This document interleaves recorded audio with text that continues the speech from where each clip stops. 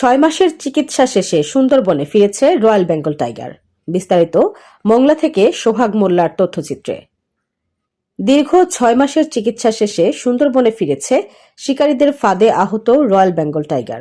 রবিবার সকালে পূর্ব সুন্দরবনের আন্ধারমানিক বনাঞ্চলে বাঘিনীকে অবমুক্ত করে বন বিভাগ।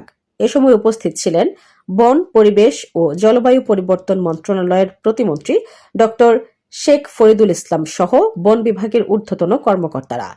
প্রাণীটির গতিবিধি পর্যবেক্ষণে সংযুক্ত করা হয়েছে রেডিও কলারিং।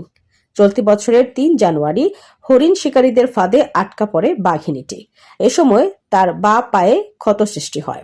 এরপর তাকে উদ্ধার করে খুলনার বন্যপ্রাণী ব্যবস্থাপনা ও প্রকৃতি সংরক্ষণ বিভাগের পুনর্বাসন কেন্দ্রে দেয়া হয়। সেখানে বন কর্মীদের সেবায় ধীরে ধীরে সুস্থ হয়ে ওঠে বাঘিনীটি।